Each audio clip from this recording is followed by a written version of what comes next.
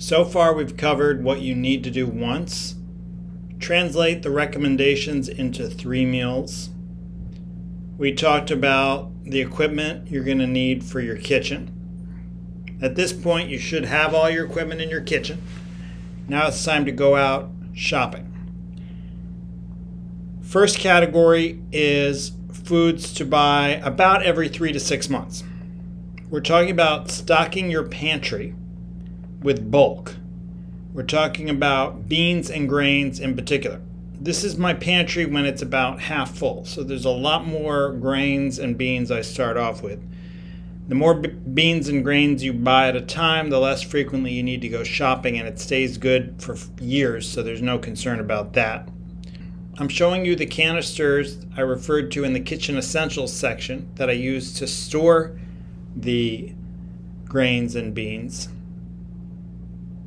I've got here barley, farro, millet, oats, quinoa, rye, berry, spelt, teff.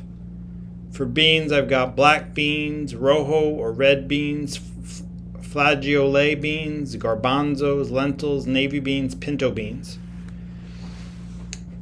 I go and buy these at Rainbow Grocery in San Francisco, but I think a bulk section is a great idea for buying your grains and beans.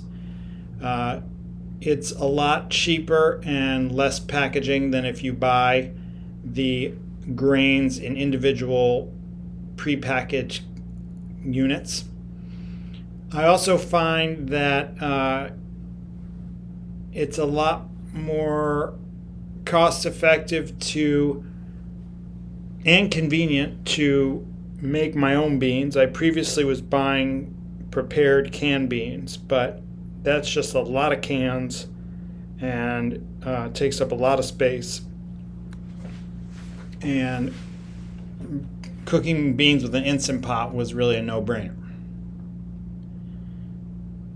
So enjoy a diverse variety of beans and whole grains by buying numerous types from the bulk section of your supermarket. I do want to say one thing about nuts. I used to have canisters of nuts in addition to the grains and the beans. And I thought, well, I'll just have 1 ounce of nuts per day from one of these canisters, and that will be just fine. But I would end up eating the whole canister in 1 day. Maybe not really, but I would eat much more than I wanted to because having these jars calling to me in the middle of the night was irresistible. What I've since discovered is buying nuts and seeds in bulk for me is not a good idea because I tend to not be able to control myself with my consumption. I do buy chia seeds in bulk because I don't tend to overeat them, but the nuts and seeds that I eat throughout the week, I actually buy 7 ounces per week when I go produce shopping so that I'm kept from over consuming. So the next step is please go out and buy a variety of beans and grains.